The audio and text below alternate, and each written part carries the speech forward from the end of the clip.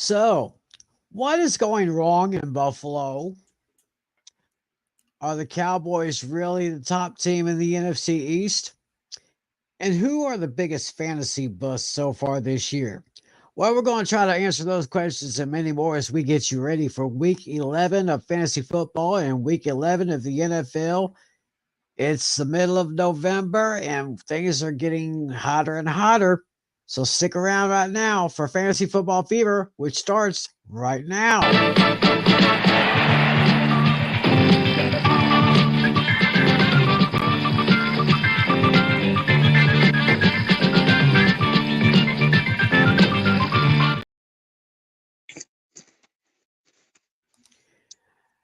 Hey, how's it going, everybody? It's time for another edition of Fantasy Football Fever. Wherever you're watching, however you're watching, thanks for making this part of your week. Of course, you know who I am. I'm your favorite armchair football fan, Tim McClellan here, along with my good buddies, Mr. John Flynn and Mr. John Natale. How you guys doing? Yeah, I'm doing well. Hey, how's it going, Can't believe everybody? we're 1 week away from probably the best week in football, the Thanksgiving week. Oh yes, We're 1 week away. My favorite time of the year, as far as pro football is concerned. So, how's everyone doing? Y'all doing okay? Mm-hmm. Yeah, everything's going well. I mean, I'm doing great because I think the only thing that I think the only went against me. So the only thing that went against me this two things. One, the result of the Giants game, and two, the result of my in my other fantasy league. Ah. Other than that, it was pretty good. I killed. Yeah, last week I killed it with the picks. I went 10-4 straight up. I went 10-4 against the spread. My best week of the season, by far. Yeah, with the picks. So I'm ready to roll. All righty then. Well, of course, as always, we get started by recapping our fantasy league action from week 10, beginning with Alex Putnam taking another defeat, this time to Adam Oliver. Final score 161.26 to 152.74. Dak Prescott was scored big once again, 45.86 points. Joe Mixon, just a little less than what he was projected, but still a nice total there. 14 points from the Cowboys defense. And he got 18.3 points from Garrett Wilson. Oh, big time for Tyler Lockett, 23.2. Speaking and going to the bench, Roquan Smith had 21, and all the others, not too much there. Over on the Pizzle's side, he decided to start CJ Stroud, had 21.4, almost broke even there. Jameer Gibbs was good for him, 26.2 fantasy points. Devontae Adams broke just over the projected total for 14.6. Keenan Allen had a big fantasy day. So all you fantasy players who had Keenan Allen, I think you might want to hold on to him. He got 40.5 points for Alex last week. It's what a difference he makes to the for the Chargers offense when he produces. And more importantly, is available. All right, and looking at Alex's bench players, the only real blemish here would be Christian Kirk, leaving 14.4 points on the table, and Zeke Elliott giving a 10.8. So that's the way that matchup went. So Alex is 3-7 right now, fourth in the Beavis division. And Adam is third place in the Beavis division with a record of 5-5. And so the next matchup we're going to take a look at. The Beavis Blasters versus the Captain Rocket team. Get a Dino doing pretty good again, but actually this time Davis scored more points than I thought he would, even though it was a losing effort. Final score 152.12 to 132.82. Dino's big time performers was Justin Herbert, getting him 36.42 points. And Mike Evans for the Buccaneers got 26.3 fantasy points. Debo Samuel at 15.9. Good thing he had the Ravens defense. They got 17 even right there. Yeah, and I think the pick six from Roquan Smith. I mean, which was the reason. Because I think so. Who was I think Adam had Roquan Smith on the bench because that was a pick six. Yeah, looking at Dino's bench. Missed out on 27.7 points from Brian Robinson Jr. Oh yeah, because he had that catch and run touchdown in the first half of the Seattle game. Yeah. 17.2 points from Deontay Foreman. And Joshua Dobbs would have given him 27.12 points, but he started Herbert. But Joshua Dobbs, I'm getting very impressed with this Dobbs guy. I really am. I mean, the Giants saw Josh Dobbs earlier in the season in week 2, and he just completely tore up Wink Martindale's defense. So for him to have the success he had, it's not a surprise. But this early upon Minnesota, I mean, my goodness, we didn't see that. This is an incredible story. The Browns cut him because there was a because there was a crowded quarterback room in Cleveland with Deshaun Watson and with PJ Walker, but to his credit, he was able to find a way to win and dominate that game. And looking at David's side of the board, he was able to get 18.22 points from Deshaun Watson. And let's see what else here.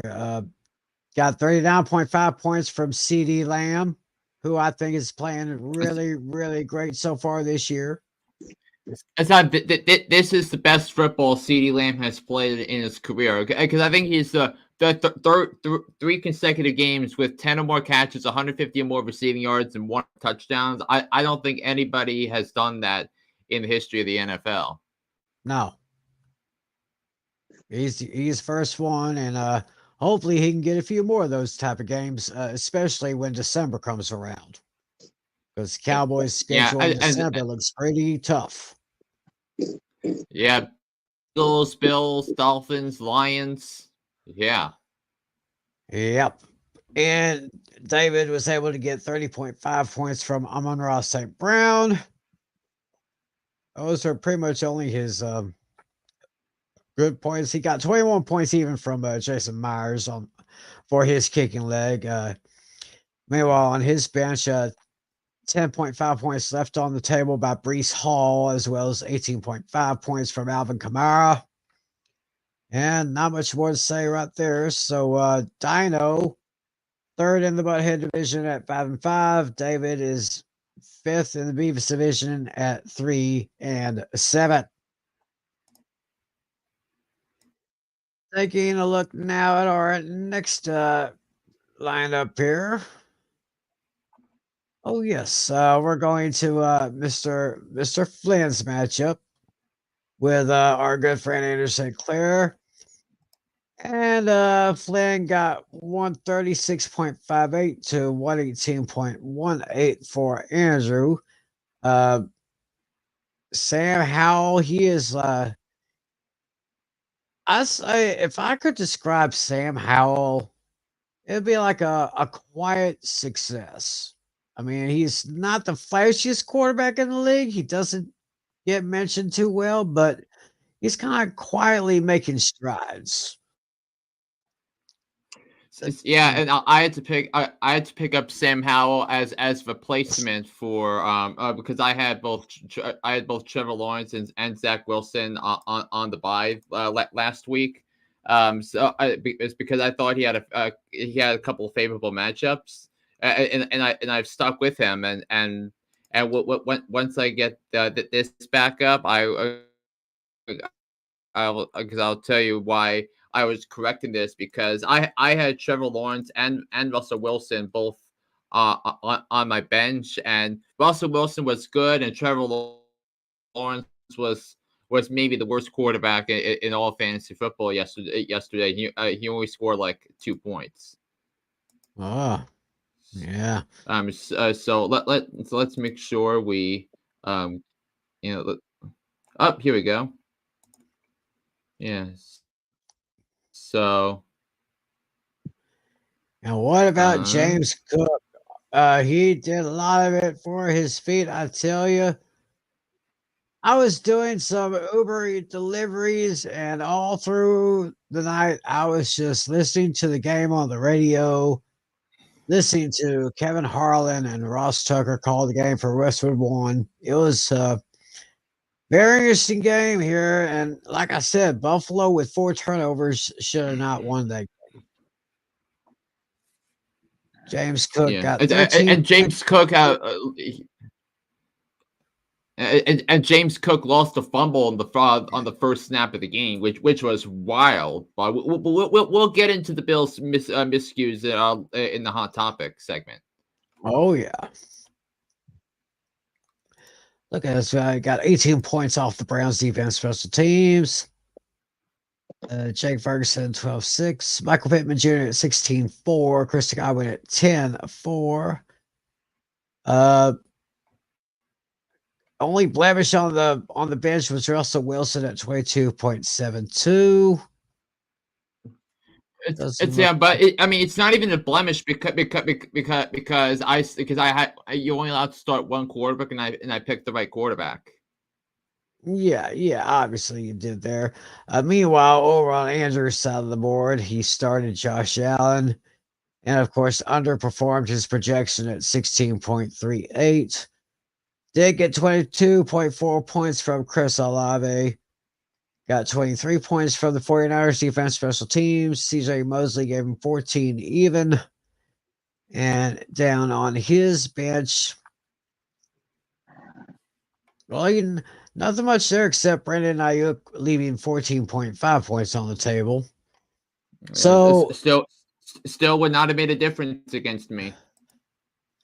Yeah, so Flynn now has a record of 8-2. He is still first in the Butthead division, still on top of the overall standings in our league. Meanwhile, Andrew is fifth in the Butthead division with a record of 3-7.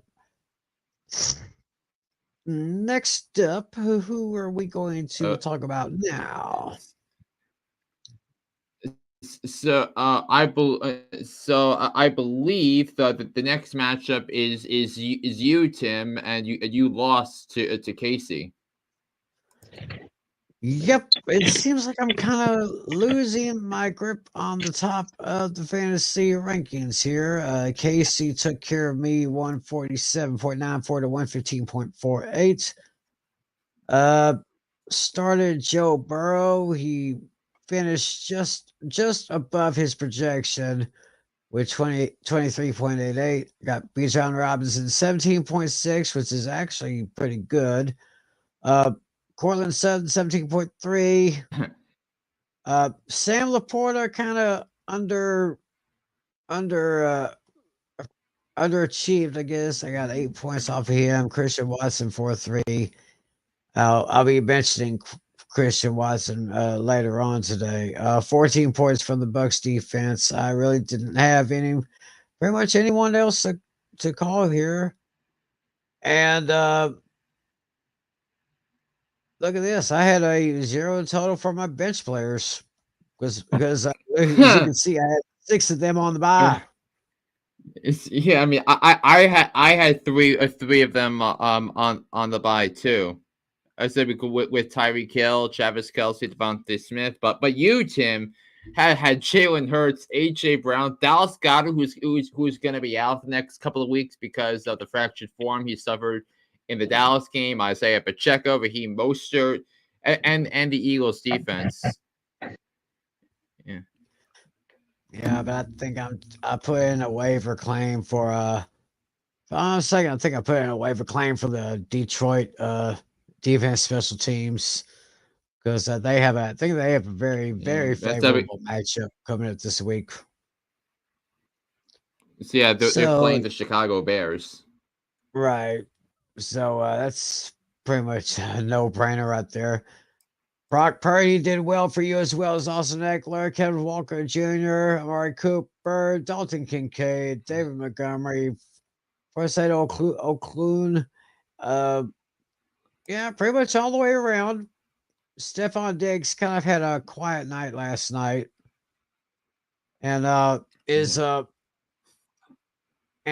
heard that his brother Trayvon, who of course is still out for the season with the Cowboys, kind of hinting to his brother, get out of there, man, get out of Buffalo, go somewhere else. Yeah, maybe try to talk him into going to Dallas, maybe. I don't know. I don't because that would be unreal having CeeDee Lamb, Brandon Cooks, and Stephon Diggs in the same receiving core. I mean, oh my. And that would be like a gold mine right there. Geno Smith left you 20.06 points on the table, as well as TJ Watt with only 10. Najee Harris at 18.6. So Casey ups his record to 5-5, fourth in the head division. I'm 6-4, still holding first place in the Venus division. So only one more matchup to talk about, and that's Lucas versus Natale. And Natale got the best of Lucas by a score of 133.56 to 106.32. Natale's numbers look pretty good. Oh, look at this. TJ Hawkinson. Yeah, that one right there. That kind of gives me a little glitter in my eye. Christian McCaffrey with 20.2. Kyler Murray 18.26. Bobby Wagner 11 even. Bills defense, special teams. Well, they weren't that bad. But they did give you 10. They gave you 10 points. Yeah. Let's see. George Kittle had 20.6 points on the bench. But yeah, I did make a trade with Dino on him. Player from the same team. We did a team swap basically. Yeah, I saw that. I acquired Deebo Samuel. I think about time you gave up on DeAndre Hopkins, Tally. Well, I started him. I guess how many points did he give you? Yeah. Well, it didn't matter. I mean, I was right on benching Ridley. I made that the correct decision there. But where Lucas was wrong was that started Deontay Johnson and he only gave him 2.7 points. Yeah. Yeah, so that was a letdown because he had a couple of clunkers. Three of them with James Conner, with Mark Andrews, with Deontay Johnson. That all of them underperformed for him, and same thing too with Josh Jacobs and Lamar Jackson. Lamar Jackson has a couple of interceptions, which killed the Ravens on Sunday. Now I was looking down at Lucas's bench here, left 25.12 points on the table from Jared Goff. And 16 points even from Zaire Franklin, 21 points from Javonte Williams. Had Jake Elliott and Puka Nacua on the bye last week. So that puts the tally second place in the Buckhead division at 7-3. And Lucas goes to 5-5, second place in the Venus division. So actually, take a look overall. Once again, Mr. Flynn is on top, followed by yours truly, the Natale. Then you got Lucas, Dino, Adam, Casey, Andrew, Alex, and David. So let's say if the playoffs were Yeah. to begin this week, of course, it would be Flynn and myself in the bye weeks. He would be number 1 seed. I'd be the number 2 seed. Number 3 seed would be Natale. Number 4 would be Lucas. 5 would be Dino, and 6 would be Adam. Meanwhile, Casey would be 7th, Andrew at 8, Alex at 9, and David at 10. So Yeah, that's and says I now have a 100% chance, according to this, to make the playoffs. Yeah, you clinched. There's a little graphic there that shows you did. Yeah, 100% chance, and then that looks like you will clinch a playoff spot if you if you win this week. Mm-hmm. Yeah. So why don't we actually? So speaking of the tally's chances to clinch a playoff spot, if I can get your matchup is not ready to be shown, but we will start by matchup, Tim, with Adam for week 11. all righty. I'm just kind of following along right here with you. We'll start with Adam. It's the Battle of the Texas Citizens. Adam from San Antonio, of course, me from Longview. Right now, I'm projected at 128.9. He's at 115.2. I decided to get Ricky Mostert. Most of the guys pretty much I had on the bench, I'm putting them back in the lineup right now. I'm still kind of torn with either Sam Laporta or Dallas Goddard. Of course, the Eagles are against the Chiefs this weekend. You know what? Yeah. I think I Bobby, made a good choice. You got to start Laporta because Goddard's hurt. Mm-hmm. Yeah, Goddard's going to be hurt, so I'm going to leave him on the bench there. So I got AJ Brown back in there, Jalen Hurts back in there. So I'm feeling okay with my lineup. Looking over to Adam. Looks like we just got 2 teams on the bye, or 2 players that are on bye. Stevenson and Hill. Take some Hill for the Saints, so he's got a couple of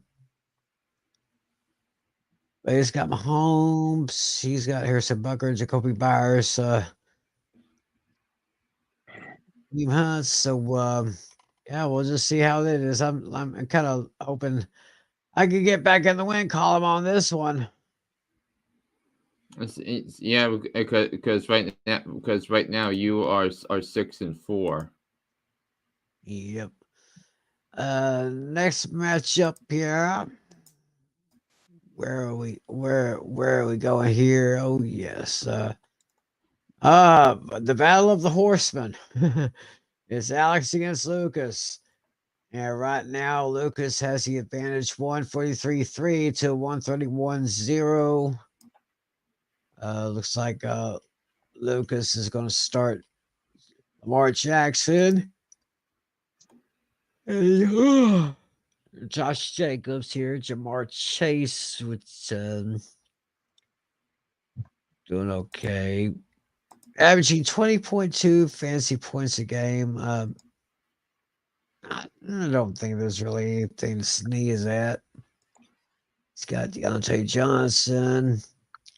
Let's see. Oh, CJ Stroud. That could be a good pickup for Putnam right there to start him. Pollard. I'm kind of losing faith in Pollard a bit. I mean, it seems like the last couple of weeks or last couple of years, I think he's been averaging like 5 to 6 yards a carry. Now it seems like he's only like maybe 3 or 4. But I digress. Got Jameer Gibbs, Devontae Adams, Keenan Allen as looks like a favorable matchup against Green Bay. Dalton Schultz, yeah, I would start him against Arizona. Let's see how. Okay, well he's got Younghoe Koo on the bye, so he's gonna have to see if he's got a kicker on. No, he doesn't have a kicker on the bench. He'll have to go to the waiver wire. Hopefully, he can get a good one for that. So that's how that matchup pans out. And where are we going? Where are we going next? Let's Yeah, we are going with Dino and Natale, who just pulled off a trade. Mm-hmm. It's gonna be interesting. Yeah, we did a player swap from the same team. George Kittle for Deebo Samuel. Yeah. Who initially he initially offered me Adam Thielen. Yeah. I was not taking Adam Thielen. Let's see. We got Natale right now, projected total 126.6. Dino's at 114.3. He's got a glaring empty spot here that hopefully he can fill up either probably with someone from the bench or someone from the waiver wires. Yeah. So it's like Natale. And which one of you got Debo? Dino did, Natale? That was me. So you got Debo, and he's going to get Kittle. Yeah, I'm right, fine with it. I've had Kittle on my bench mostly, so I'm okay with it. I'll just have to get another tight end later when Hockenson gets his bye. Yeah, so that means Dino will put Kittle in his lineup. Yeah, either him or Njoku, one or the other. Yeah, but Njoku's got a tough matchup because of going up against Pittsburgh. Mm-hmm. Yeah, that won't quite be a walk in the park for them. Yes, but I think both of you will need to make adjustments when it comes to Jeff Nick. Yeah. For you, Natale, when it comes to a tight end for you. Yeah. Yep. I don't have to worry about it until week 13. That's when Hockenson has his bye. Take a look at this matchup. KC versus Flynn. Flynn rejected at 144.1. KC at 137.7. Flynn solid with Tyreek Hill, Chris Godwin, Devontae Smith, Bobby Okereke, and the Browns defense special teams, Evan McPherson, the kicker for Cincinnati. Casey's going to start. Right now, he's got Brock Purdy, Austin Eckler, and Kevin Walker III on their starting roster. He's got Loco for Jacksonville. Very good there. Looking at the bench here. T. Higgins.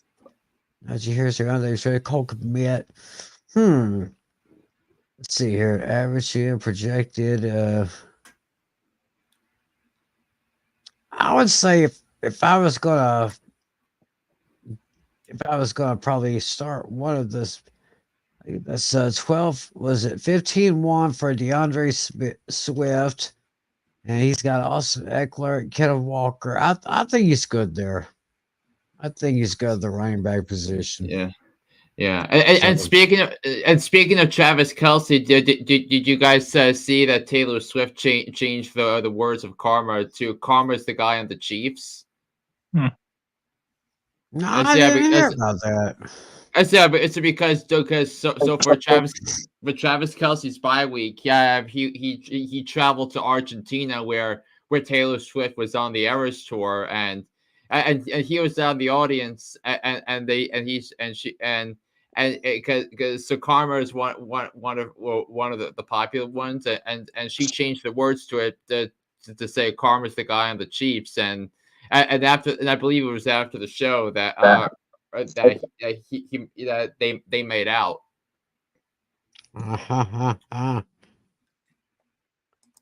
So it looks like this love story is gonna get a little bit better here. We'll just have to see what happens there. And so we're gonna have David against Andrew. David at 132.1, Andrew at 107, even. Oh, look at that! Other than defensive player, David's got a full lineup.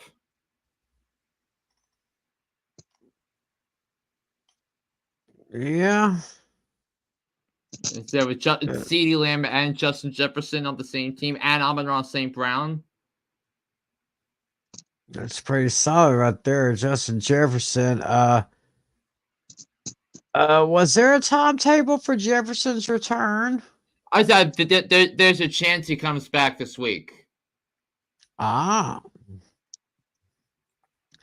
That would be nice. That would be nice because Justin Jefferson, like I said, the top wide receiver, if not the top wide receiver, one of the best in the league right there. He'll be getting back into the action here. And if he does play, it's going to be Justin Jefferson against Patrick Surtain on Sunday night with the wide receiver versus cornerback matchup, which is going to be pretty good. Sounds like a very, very delicious matchup right there indeed. Yep. So those are his projections. Of course, it depends on if he looks at his team and sees he needs to make a change there. But I know Andrew's gonna have to make a couple of changes. Oh yeah, he will definitely have to make a couple of changes. He's got 2 players. Well, he's got an empty spot, 1 player on the bye. So Kyle Pitts on the bye. Does he have another tight end? No, he does not. He'll have to get on the waiver wire in order to do that. Yep. So I guess that's how our matchups go this week. So and including this week, how many more before we start the playoffs? So 11, 12. They start week 15. So 11, 12, 13, 14. 4. So 4 more including weeks. this week, there's 4 more. Mm-hmm. 4 more weeks. So and we're kind of getting ready for the playoffs. Yeah, and nobody's been eliminated yet. But I think this matchup between David and Andrew will determine who gets eliminated first. Could be. I'm going to be watching that one. And Blues with that one's going to miss out on playoffs. Don't talk about it. Playoffs. You kidding me? Playoffs. I swear that never gets old. Mm-hmm. Yes. So that's basically our fantasy matchups for this week. Hopefully you people out there will be making some adjustments for your fantasy leagues. Yeah, we might want to remind everybody the buys this week are the Colts, the Falcons, the Saints, and the Patriots. So what does that mean? Chris Olave, Taysom Hill, Jonathan Taylor, Ramondre Stevenson, Michael Pittman Jr. Mm-hmm. So yep. All those people are not going to do you any good this week. Yeah, that is most definitely a useful fact. Yep. I Okay. have to go the waiver wire myself. I have Matt Gay on a bye. Yep. So with that So being said, it's time to get into some deep stories here in the NFL. Of course, we call them hot topics. So yeah, and so I think the first one that we're going to take care of is because so now it's week 10. That means everybody in the NFL has played. Every team in the NFL has played at least 9 games. Everyone is past the midway points of their season. So what I proposed to Tim and Natale in our group chat the other night was to share who we thought were our most disappointing players in fantasy football. Mhm. Natale said you had a couple. Tim said you had a couple, and I have a few myself.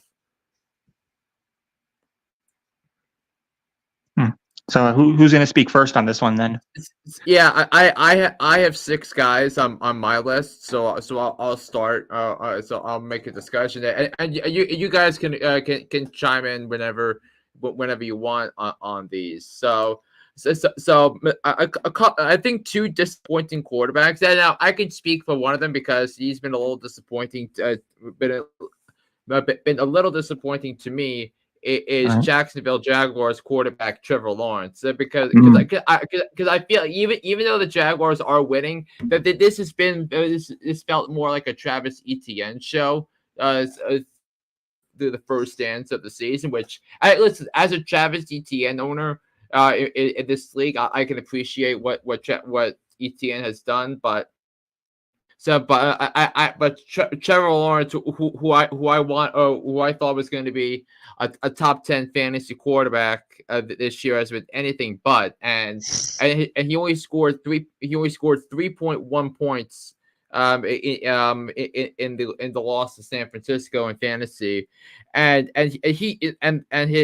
our league the most he scored in 1 week is only 21.7 points. So because you want him to be that the high level quarterback, but so he has generally underperformed underperformed his expectations because you figure he was going to be up there because of the way the Jaguars played down the stretch of last season, and it's been anything but. He has not had that one dominant game where he said, follow me, I'm going to carry you to victory. So I'm very disappointed in another quarterback that I have been disappointed in, I went all in on Tim on this on draft night because Tim already had 3 quarterbacks. But hasn't Joe Burrow been a fantasy disappointment? I know he had the I know he had the issue the injury issues at the start of training camp, but hasn't he felt like a letdown to you because he is ranked 17th in fantasy through the first 10 weeks of the season that he's only scored he's ranked 17th and it's really he's done better since coming off the bye week, but he was really inconsistent in the first 6 weeks of the season. And I think some of it was due to the injury, but also a lot of people have Joe Burrow on their fantasy teams, and he was a starter. So I think I consider him a big disappointment so far. Interesting. Yeah. So Yeah, I have a quarterback too, but not neither of them were on my list. Yeah, I have a couple of running backs that I have in mind here, and I think the obvious one is Bijan Robinson because pretty much every single league that I heard of drafted Bijan Robinson in the first round, and he was a little he's been a little inconsistent really since the first couple weeks of the season. So because he hasn't he's underperformed. He has because he has been more likely to bust than to boom. And he's not scored more than 20 points in a week in the last last 8 weeks. But the most he scored in his last 5 games was this past week, where he had 17.6 points because they finally decided to give him the ball, 22 carries for 95 yards and a touchdown. And the other fantasy disappointment at running back on my list is Najee Harris of the Pittsburgh Steelers, and good one. Yeah, not Najee Harris is ranked 29th in fantasy, and he has and his season high for points in the game of fantasy points was this past week against the Packers at 18.6 points. So he's not had a 20-point fantasy week so far this season. Yeah, his backup has been better, Jaylen Warren. Jaylen Warren is ranked 28th among fantasy running backs. So I think Najee Harris fantasy owners, after seeing the amount of workload that the Steelers gave him over the first couple of weeks, has been a little disappointing. What's also been disappointing, in my view, because it was a big topic of conversation last week when we did the sit-ins last week, and Devontae Adams of the Raiders has been a disappointment as well, because he was supposed to be a top 4 or 5 wide receiver, and so far other than one game, where the Pittsburgh game where he had 13 catches for 172 yards and 2 touchdowns. So where else has he shown up? Because in 4 of his last 6 games, he's been healthy, and in 4 of his last 6 games he scored fewer than 10 points. Wow. Yeah. So it's been very disappointing on them, and then. Going back to the Atlanta Falcons, the biggest disappointment at the tight has been for the tight end position, and that's Kyle Pitts. Yeah, he was on my list. Yep, that was on mine too. Yes, he is tight end 17 overall in the season, and he's only had 2 games this season where he scored more than 10 points. I remember. Twice. Yeah, I remember this was the guy that Jerry Jones was so high on a couple years ago. Glad we passed up on him. That was. And now you got Jake Ferguson and Luke Schoonmaker with the Cowboys.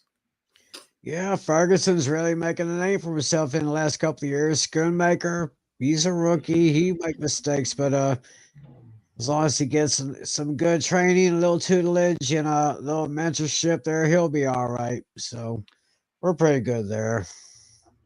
Yeah. So those have been some of my disappointments. So now, Natale, you had some in mind. So yeah, I only had 3. One of them you already mentioned, Kyle Pitts. I do have one quarterback who's been a little shaky. I mean, it's his first year, so I don't want to be too harsh. He's only had, I think, 1 game where he's had over 20 fantasy points. That's Bryce Young of the Carolina Panthers. He's been off to a bit of a rough start. I mean, can't really blame it on him too much, because he doesn't have much of an offense to work with. But I think he'll be better in year 2. He's that guy I could see that's going to make a big splash. That's going to. Yeah, but don't forget the Panthers don't have their first round pick next year, and it might be number 1. So they might give the Bears the rights to draft Caleb Williams at their expense. Yeah. So. But then again, they could get Marvin Harrison too, possibly, if they want to go that wide receiver market, or try to keep him away from the Giants. They might do that. Or Drake May. So right. And then my other disappointment actually comes from the wide receiver position. This was the guy that I projected was going to be the comeback player of the year, but certainly not happening. He's been a big disappointment. Calvin Ridley. He had a very hot start the first game, but then since then he's come back down to earth. After that hot start, he's only had 1 touchdown since. He only has 2 on the year. Wow. He's been very inconsistent. He'll have a good game, bad game, good game. He's right now been all over the place, and he basically is no longer the number 1 target. Christian Kirk has that title now. Yeah. Right. So I got one. I guess this one's pretty obvious. I don't know, maybe. I'm thinking one way. I'm thinking over for my quarterback here, Mac Jones from the Patriots. Yeah, I was considering him. That's a good one. Yeah. If I just had a good look at his fantasy numbers here. Got Mac Jones. Mm-hmm. Then I got 2 running backs. I got Miles Sanders from the Panthers. Mm-hmm. And I got mm-hmm. And I got Zeke Elliott from the Patriots. Miles Sanders, I think, was the first running back I drafted because I drafted Hill and Kelsey, and I also and Devontae Smith, I think, as well. And then so the first running back I drafted was Miles Sanders, but he was so bad that not only is he no longer a bench option, I dropped him. Mm-hmm. Yeah. So it's been bad. And I'm going to make it unanimous at the tight end position, Kyle Pitts. Mm-hmm. Yeah, I was thinking this guy would probably be really good for the Falcons. I was thinking maybe it was a mistake for the Cowboys to pass him up in the draft a couple of years ago, but like I said, we got Jake Ferguson, we got Schoonmaker. I think we still have I think Hendershot's out for the season. So that I really haven't come up with any other quarterbacks or running or wide receivers that have been disappointments. Well, one receiver came to mind. Maybe would y'all agree or disagree? Christian Watson for Green Bay. Oh yeah, that makes sense. Yeah, he hasn't been very good either. Had a great rookie year last year, and now it's just he's kind of bland. Mm-hmm. He's kind of losing a little bit of the flavor.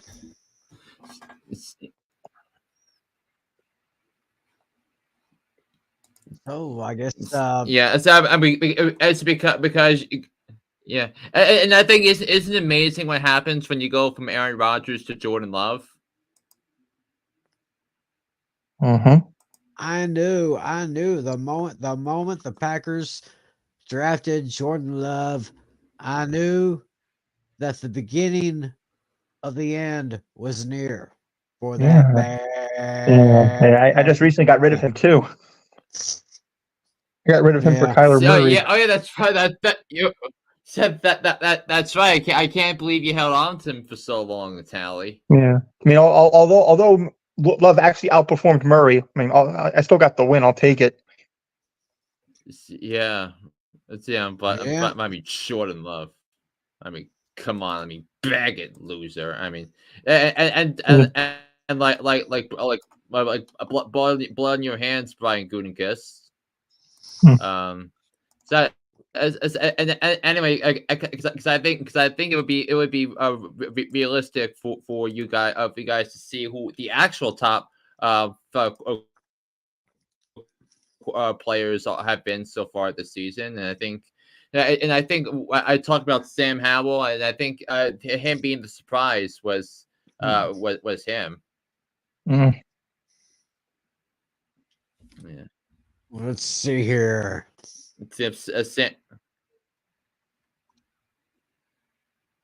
What are we looking at? We're looking at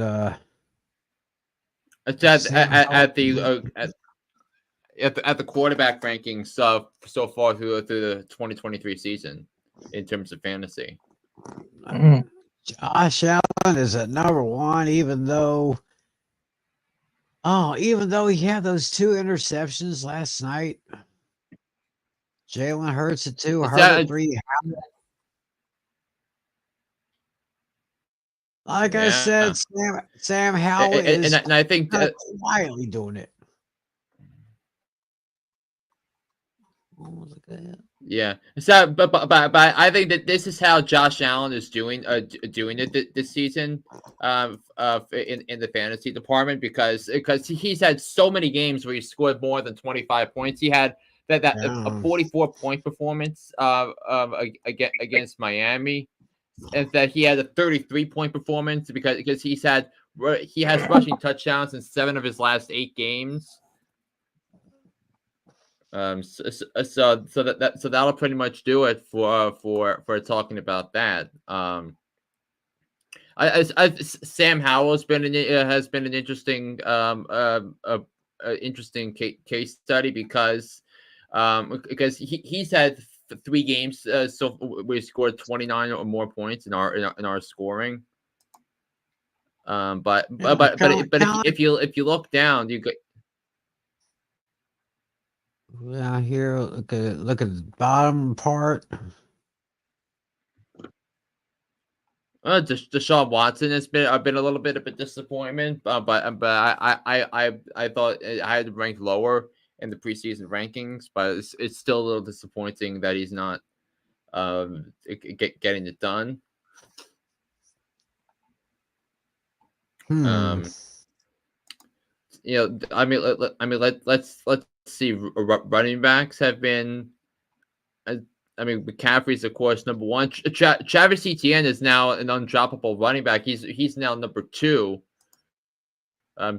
Surprisingly enough, but if you go down, you look at Saquon Barkley only 15 points a game, Jerome Ford 12.5, Tony Pollard 12.5 per game, Gus Edwards 11.8, Ramondre Stevenson at 12, Brees Hall at 13.5, but he had a tough showing against Vegas the other night. Kareem Hunt, AJ Dillon is averaging only 7 points a game so far this season.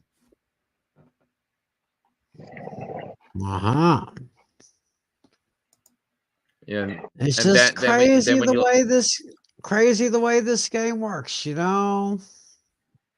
Yeah, I mean, look. So among there's 7 wide receivers that are owned by at least 99.9% of all leagues, and Devontae Adams is ranked below us by far, which is why he was my fantasy disappointment because you had your case of which receiver to choose for first overall, the first wide receiver to go, and Devontae Adams was like number 3 or number 4 on some, but he's been ranked number 14. It's DK Metcalf has been a little bit disappointing too. He's averaging less than 13 points a game.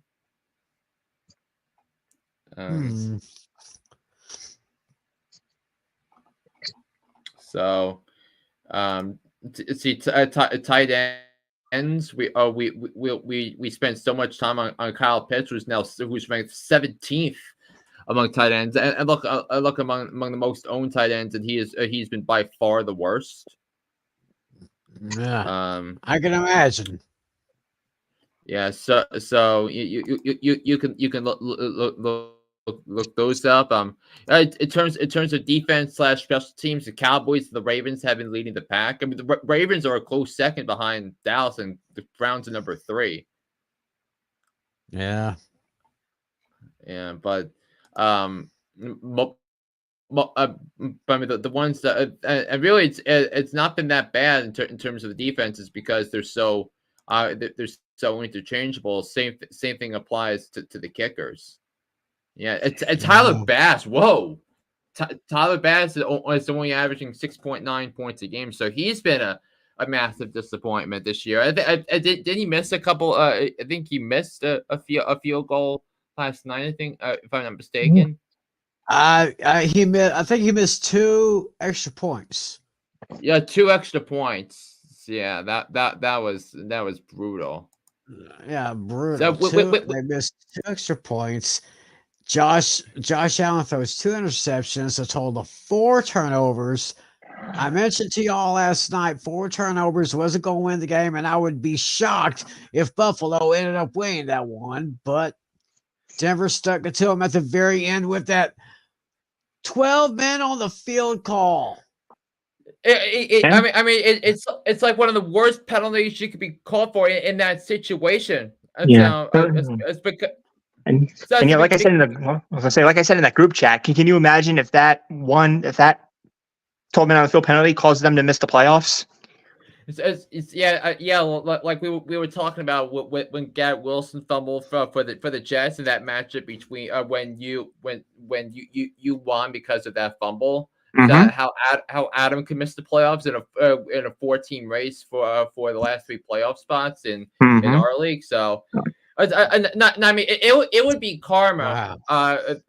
Karma would hit so hard if if the Bills missed the playoffs by 1 game, and that game is the reason why. But it's a good segue for that because the Bills made news today because they fired offensive coordinator Ken Dorsey, which was crazy. Now Sean McDermott is basically scapegoating guys. And Ken Dorsey was chosen as a scapegoat by Sean McDermott, and it makes no sense to me. Right. Well. Yeah, and like Sean, there's no leadership. There's like no leadership from Sean McDermott in terms of in-game management. The Bills looked totally unprepared last night. So that they lose on an illegal procedure penalty last night, which is like how. So very disappointing performance by the Bills. And now, when you look at the old standings, by the way, the Bills at 5-5 would be out of the playoffs if the season ended today. Yes. Yeah. Yeah. I think they've been on the outside looking in, I think, for 2 to 3 weeks now. Yeah, and Cincinnati would be out too if the season ended today. So I put them as Super Bowl champs. Ugh. The Texans would be in if the season ended today. By the way, I told you guys not to sleep on the Texans this year, and also I told you guys not to sleep on the Cleveland Browns this year. Now, I knew they were going to be good, but them overcoming a 14-point deficit to beat the Ravens. I mean, my goodness.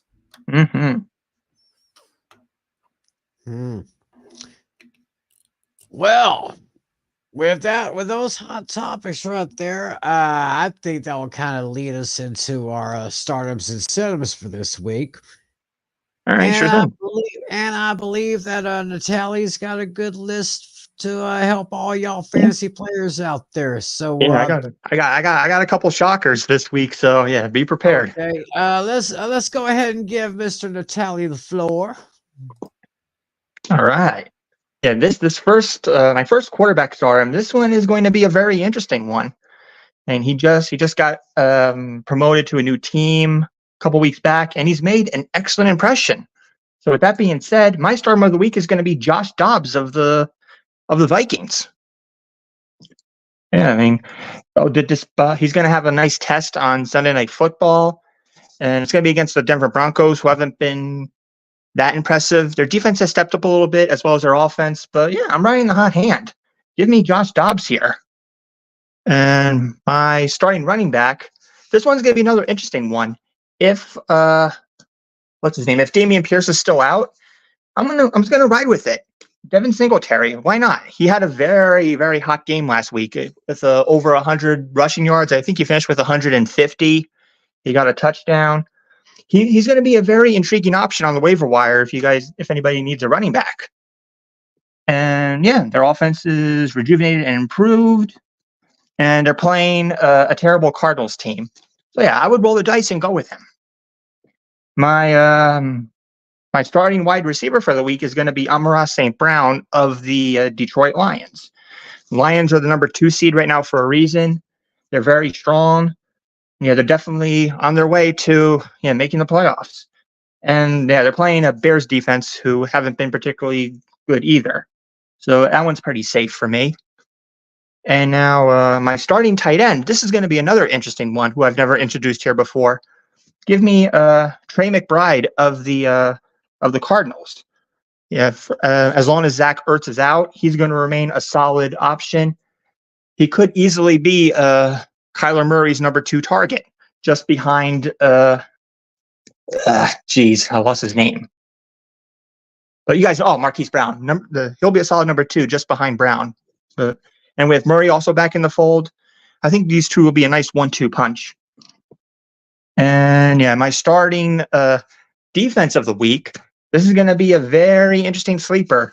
Give me the New York Jets against the Buffalo Bills. The Bills have definitely been, as we mentioned before, the Bills have been struggling on the offense massively. They're getting rid of their offensive coordinator. I think the dominoes are falling apart here. The Bills are on their way to possibly missing the playoffs.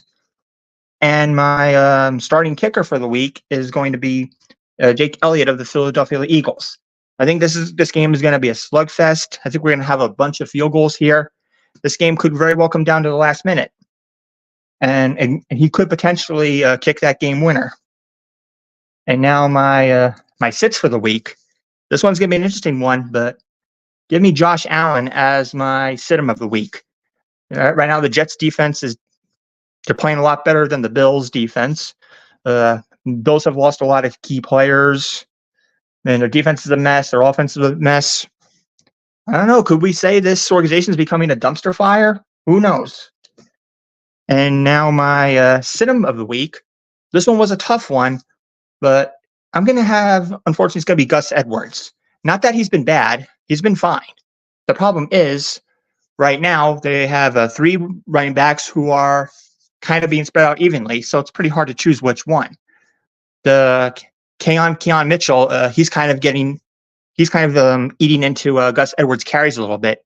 So if anybody out there on the waiver wire needs a running back, I would look into that Mitchell guy. He's gotten a couple touchdowns where Edwards normally would. So I think his fantasy value, Edwards' value, is cut down a little bit, maybe by 1/3. But I think he's still going to be that goal line back, but nothing more. And my sit-em wide receiver of the week is going to be Calvin Ridley. As I mentioned earlier, he's been one of my fantasy disappointments this week. And he's only had a couple touchdowns. He had that hot start in his first game of the season, but then somehow he's come crashing down. But it remains to be seen if he's going to get it together. My sit-em tight end this week is going to be Tyler Higbee of the Rams. I don't see many opportunities for him this game. The Seahawks defense has been pretty solid. In this game, I have as the lowest combined point total, so I don't see too much of an opportunity here. And this one's going to be another interesting one as a fantasy owner of this team. My sit-em defense of this week is actually going to be the Buffalo Bills. Granted, the Bills played okay in the first game against the Jets, but that's when they had all their options. But now they lost several key pieces of their defense over the course of a few weeks. So I can only imagine probably they might only get single-digit fantasy points here, not very much. And then my sit-em kicker of the week is going to be Jason Myers of the Seahawks. Even though he's been solid, I don't see much opportunities here because I simply think this is going to be a low-scoring game. He might even get an opportunity to get a field goal. This team just might get touchdowns, possibly. I'm just going to say right now, I have the Seahawks scoring 21 points. So under the assumption that I'm correct, Myers might not even get a field goal attempt. It just might be extra points. So yeah, with that being said, those are my start and sit-ems for the week. Yes. Yeah, I'm sorry. I disagree with you. You want the Bills defense to be to sit this week? Mm-hmm. I have no choice but to start them because they're on my team. But the Bills is a mess because I'm comparing the results of the first game to right now. When in the Bills' first game against the Jets, they were fine because they had all their weapons, but now they don't. Who is the Jets quarterback, Natale? It's I mean, Zach Wilson. I mean, you think Zach Wilson is going to tear apart that Bills defense? I'm not going to say tear apart. It's going to be a close game, but I mean, close game, but how so how many how many points do you think the Jets offense will score? So, do you think it's gonna? Do you think that the Jets defense is going to get a pick six on Josh Allen? no, but they're going to get a couple sacks. I mean, couple sacks. I mean, you gotta do more than just sack to be the stardom of the week because that's how you're gonna get 10, 15, 20 points from your defense. I mean, come on, Natale. I vehemently disagree with you on that. Although one thing I do agree with you on, is Trey McBride. It's who has been a really solid tight end.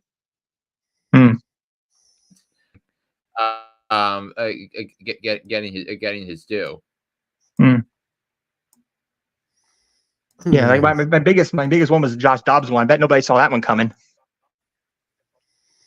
I mean, Josh Dobbs against the Broncos. Yeah.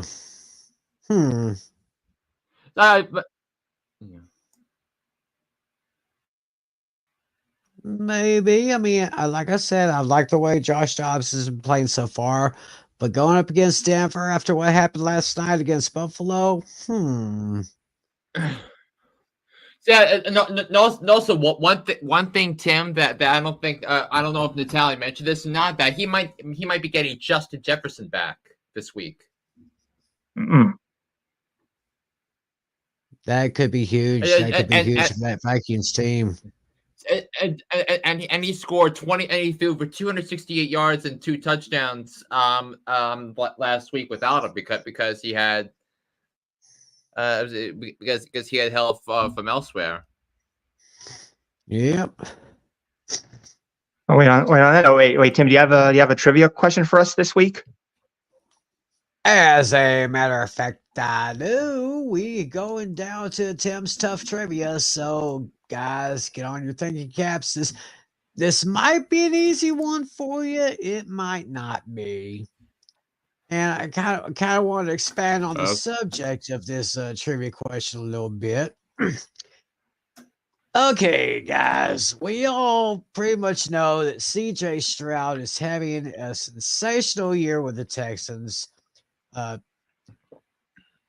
He is thrown for 2,626 yards, 15 touchdowns, and only 2 interceptions all year long.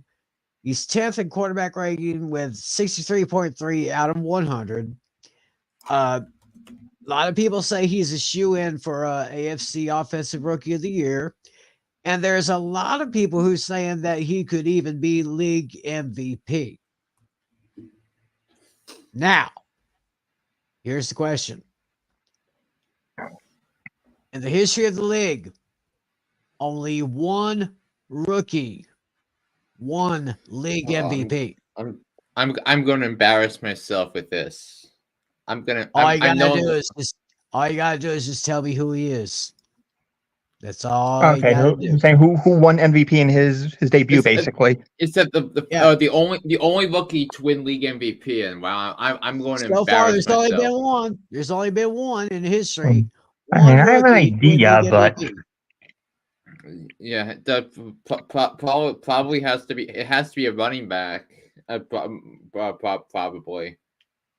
I'm leaning towards a quarterback, but I'll give my guess at the end of the show. Yeah, but anyway. We're gonna let y'all think about that. In the meantime, we of course want to give some love to our good friends. Don't forget about them on Wednesday nights, 10 p.m., 9 p.m. Central. Hit the promo. Ready to hang with some fellas who know football? Let's ride. LC Muscles 28. I think they're the most overrated defense in the league. Steel Sermon. We did not trail for a single second. Tiny Tim. McCarthy is a bonehead. A Pizzle 90. I'm going with my boys. Fins up, baby! Get ready for the Four Horsemen of Pick'ems. Every Wednesday night at 10 p.m. Eastern, 9 p.m. Central on YouTube.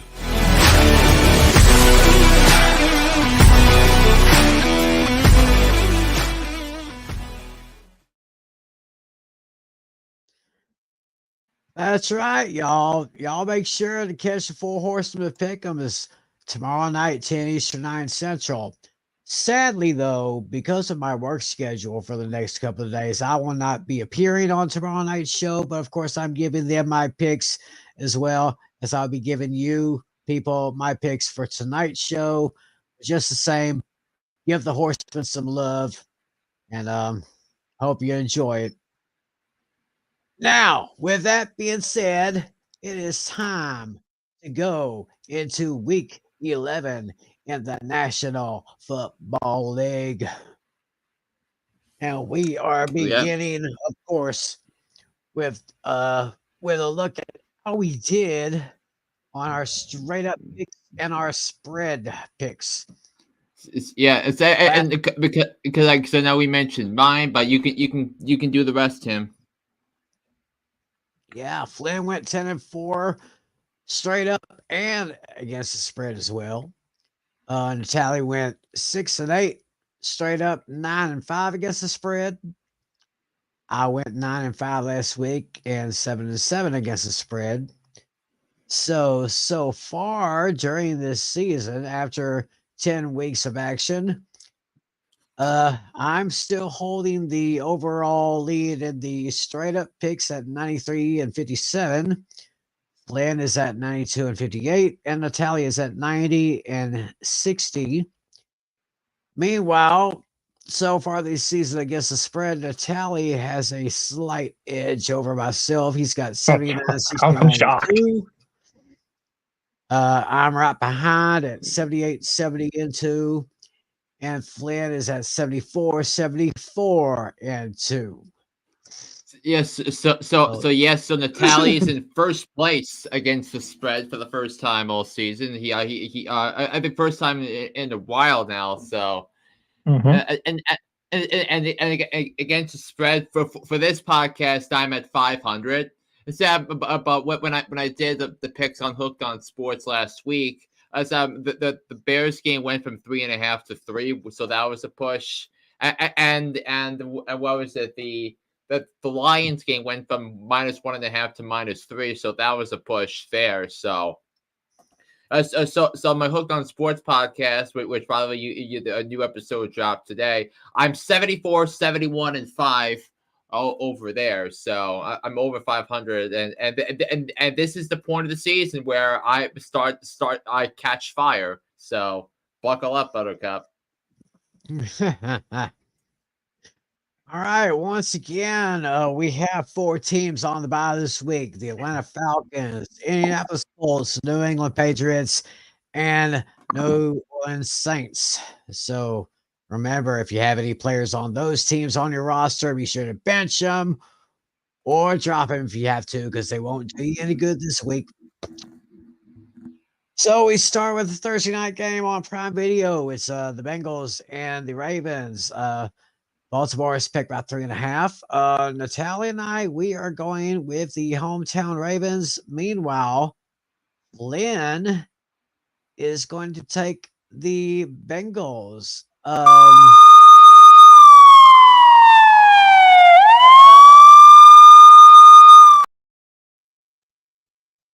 That's my upset special of the week. I was kind of hinting. I was thinking, Flynn, is that your upset special? Well, yes, I guess that's it.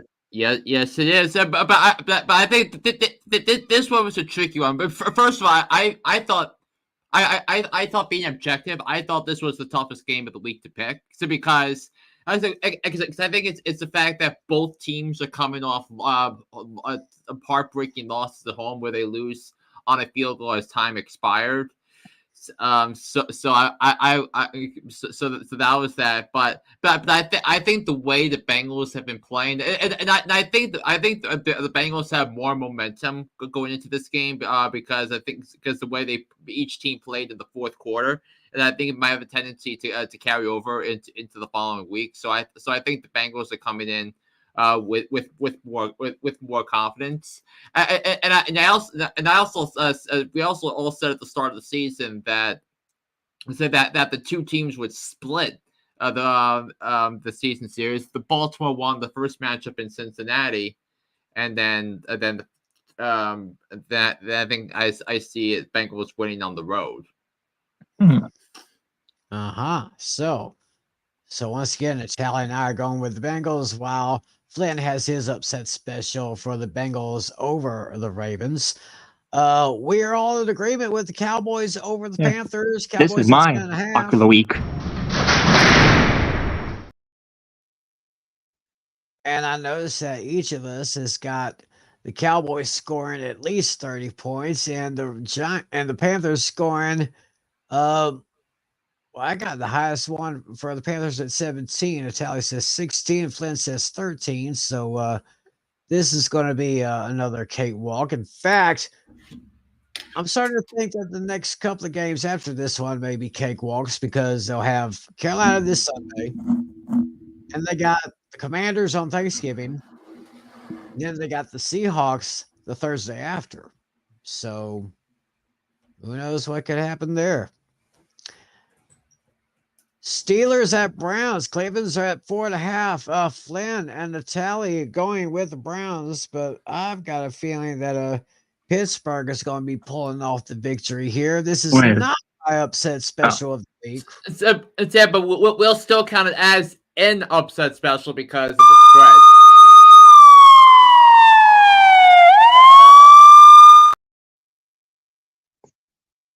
Okay, let me rephrase that. We'll make it my unofficial upset special of the week. Yeah. Because our definition, if we pick someone that's 3.5 point dogs or greater to win, that's considered an upset to me and to us. Exactly. And of course, Flynn and Natale have Cleveland both winning and covering. Yeah, and I actually thought that was Cleveland -4 was one of the easiest picks of the week, to be honest with you. Interesting. Because I think people forget that the Steelers needed 4 turnovers needed 4 takeaways to Cleveland's 0 in that Monday night game, and they only won by 4 points, and they were outgained by 153 yards in that one. It was a game the Steelers won, but I think this is about the Browns, the Browns, the defense in this one, and it's a really bad matchup for the Steelers offense. So it's because they have the Titans and they have the Packers, but now it's a much different style of fight that they're going to need, and they needed a lot of things to go wrong for that to happen. Interesting there. Bears at Lions. Lions are at 9.5. We are all in agreement. Actually, Flynn has the Bears actually covering. Yeah, I mean, it's a 9.5 point spread, and it's a division game. The Lions are gonna win, but I mean the Bears are gonna show some sort of franchise pride, and they had 3 extra days to get ready for this. Absolutely. We have the Chargers at the Packers. Chargers picked by 3.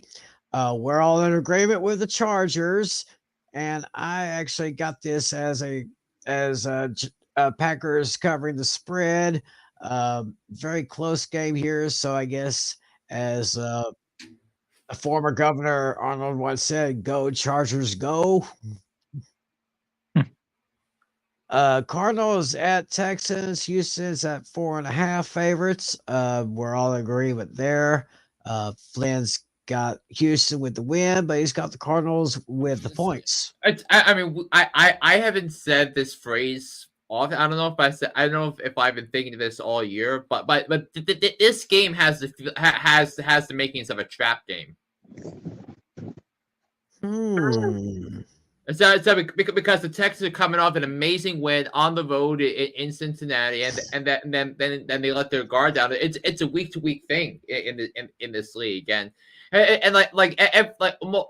most of the first half, we had the team that everyone viewed as the winner of that week lose the following week, because I think when San Francisco blew out Dallas, that they lost that week. When the Bills blew out Miami, they lost the following week. When the Dolphins scored 70 on Denver, they lost the following week. So everyone was talking about the Texans as the big winner because C.J. Stroud vaulted himself into the MVP conversation.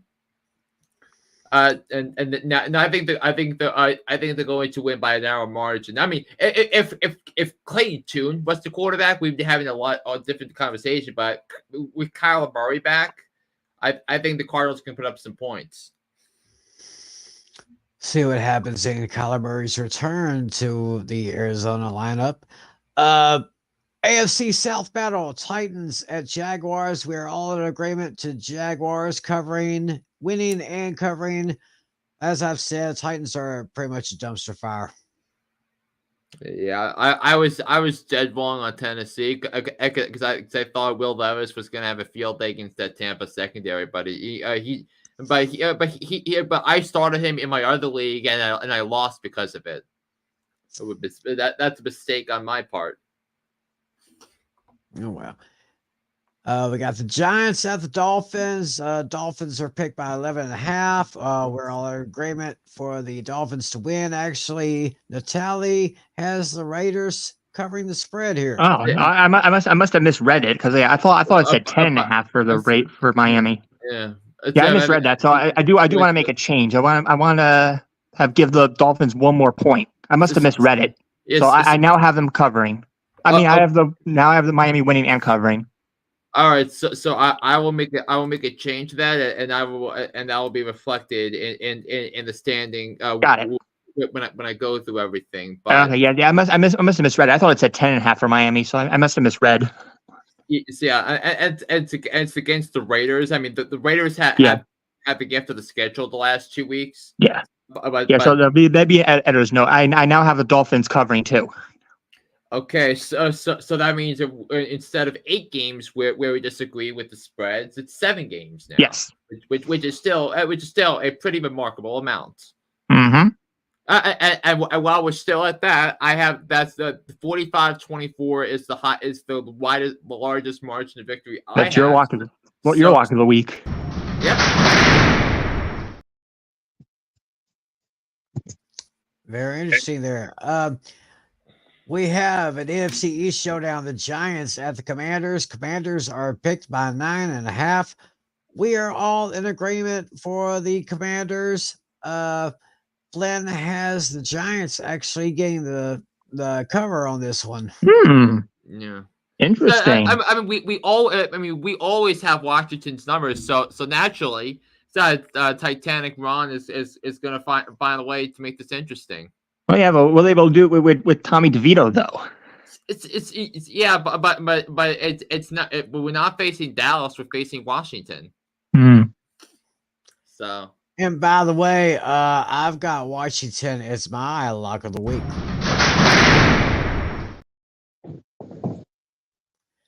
Interesting what happens there. San Francisco is at home against the Buccaneers. San Francisco is picked by 10.5. We are all in agreement. We're riding on the 49ers. However, Natale, he's got the Buccaneers covering on this one. I got an interesting one. I'll say why on that. The Buccaneers have only allowed one scrimmage rushing touchdown this season. I saw it on the fantasy thing. Wow. So that's an intriguing option for me there. Okay, I'll buy that. I'll buy that. I just feel San Francisco, after coming off the bye, no problem. They weren't going to lose 4 in a row, and I see they'll take care of Tampa Bay on this one. But come on, Tim. We really know why Natale took the Bucks with the points because he's salty that Deebo Samuel and Trent Williams are back and that was one of the games where Natale was wrong on the 49ers and Tim and I were right. So of course that's why we're picking he's picking the Buccaneers with the points. I mean, mind you, I've been dead wrong on Tampa all year because I've completely misread them because I think Baker Mayfield deserves a lot of credit. Same thing too with Todd Bowles. So, but I think San Francisco is back to being the best team in the NFL. They showed it in a big way by a thumping of the Jacksonville Jaguars. Mm-hmm. We have an Empire State game here. We got the New York Jets at the Buffalo Bills. Buffalo is picked by 6.5. Flynn is the only one picking the Bills here, and he's got them winning and no, he's got the Jets covering this one. In the meantime, this also sounds like Flynn's garbage game of the week based on the point totals. I mean, it's gonna be a great garbage game of the week, be honest, because both teams might play hot potato with the football. So with that in mind,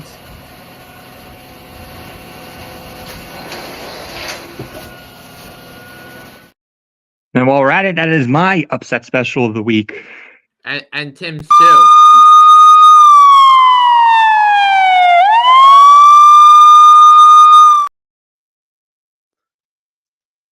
We always say no one circles the wagons like the Buffalo Bills, but here lately it seems like the wagons are being circled against them. It's falling off.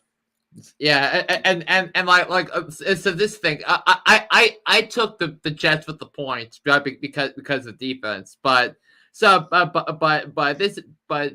when it comes to the Jets winning against this Buffalo Bills defense, when the Jets quarterback is Zach Wilson, I say cannot play with him, cannot win with him, cannot coach with him, can't do it.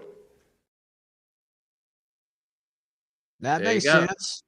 Yeah, I mean, it's Zach Wilson who he threw a fourth quarter interception while I played that clip. Oh, and I mean, but you knew because I was listening to the game because it was on my walk to the train station from work. But I mean, you knew that he was going to throw a fourth quarter interception because that's just who he is. Now, in a related story, though, Aaron Rodgers might be back in the middle of December. Now the question is, can the Jets actually win games? Oh my gosh, when Aaron Rodgers comes back in December, I swear Mike Greenberg is going to go ape shit. I don't know if any of y'all watch that show Get Up on ESPN every morning. I mean, he's got a framed jersey of Aaron Rodgers, New York Jets jersey, framed up on one of the walls. He just swears by him. He said it was going to be the greatest thing to ever happen to the New York Jets since Joe Willie Namath. Yeah. And then what happened? Yeah. Anywho, let's go to SoFi Stadium where the Rams are going to be playing host to the Seattle Seahawks. Seahawks are actually picked by 1. My thing was, like one of my fellow horsemen always says, if it's 1 point or less, it's pretty much a pick 'em. And if it's a pick 'em, you go with the home team. I got the Rams 23-20. So that's not actually an upset special. Natale is going with the Seahawks, and Flynn is also going with the Rams as well. That was a coin flip. That was the toughest one for me. Yeah, but I think it's McVay coming off a bye, and it's also a division game too. And the first time the two teams met, the Rams won without Cooper Kupp, and they dominated that game. See what happens there. The Sunday night game, the Minnesota Vikings at the Denver Broncos. Broncos picked by 2.5. I am taking the Broncos at home. Meanwhile, Natale and Flynn are both taking the Vikings, and I think I know why. The possible return of Justin Jefferson.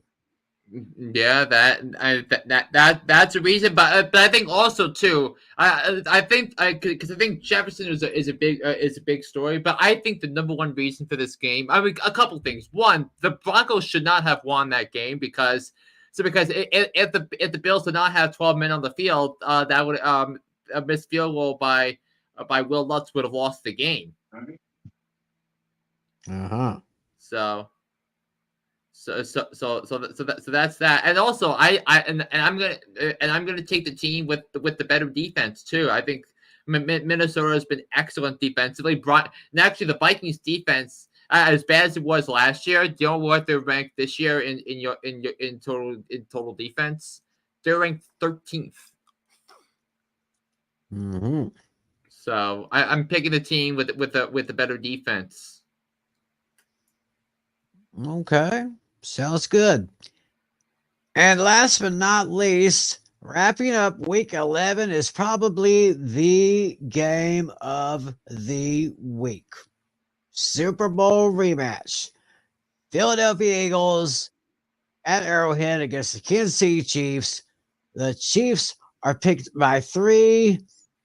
I've got the Chiefs winning, but I actually have the Eagles covering. Meanwhile, Natale has got the Eagles winning.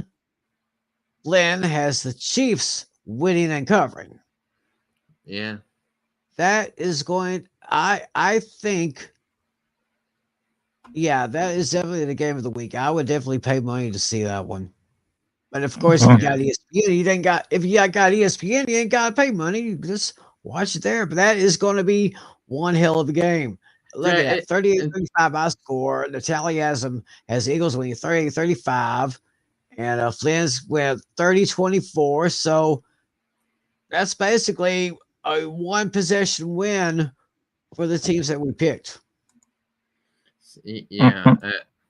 Because I think it's going to be a great game, but I think it's going to be a late turnover that the Chiefs will force to have the Chiefs take down those filthy chickens. Yeah.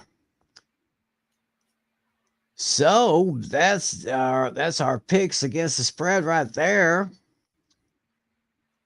And of course, before we leave the air for this evening, did y'all figure out the answer? CJ Stroud is in the talk for maybe becoming league MVP. Question is, in the NFL history, only one rookie has ever won the league MVP. So, yeah, this question is, who is it? I don't know. Lynn, for some reason, Lynn, who are you saying? So I was looking at 3 options at running back because I think because I was thinking maybe Gale Sayers with the Bears as a possibility. I was thinking Jim Brown as the possibility, but I'm gonna go with I was gonna go with Eric Dickerson with the Rams in '83, but I felt like that was the year Joe Theismann won. That's because he was so good for Washington that year. So and they were talking about he was unbelievable when he was young, or when he was young, a career cut short way too soon. So I'm gonna go with Gale Sayers of the Chicago Bears. Okay. And so Natale? Yeah. For some reason, I don't know why. I had a quarterback that came to mind. It's kind of crazy. For some reason, the first name that came to my mind for some odd reason was Cam Newton. No, but Aaron Rodgers won the MVP that year. Which year? The 2011. And he was a rookie at that point? It's not because in 2011 that was the year, that was Cam Newton's rookie year. That was also the year the Packers went 15-1. They lost to the Giants in the playoffs. Okay. I also, for some reason, I had Emmitt Smith in mind. Yeah, but like I think Smith won later in his career, but definitely not in 1990. Yeah, I guess I'm already wrong then with Newton, so I don't know then. Flynn, you're gonna kick yourself. What? It was Jim Brown. Oh, so it was one of the two. So I was on the right train. It was Jim Brown, 1957. Yeah. And of course we recently lost Mr. Brown a few weeks back, but rest in peace, Jim. We love you. We miss you. And I still have to say, Jim Brown has to be one of the top 3 running backs of all time. And maybe one of the greatest players to ever play the game. Oh yeah, one of the greatest players, and he wasn't that bad of an actor either. Yeah. Remember his performance in the movie The Running Man? I can't recall if I've seen it. If I haven't, probably been a long time. Yeah, he portrayed the role of Fireball. This Fireball, the Running Man. Never mind. I got my movies mixed up. I was thinking of that movie with Bubba Smith.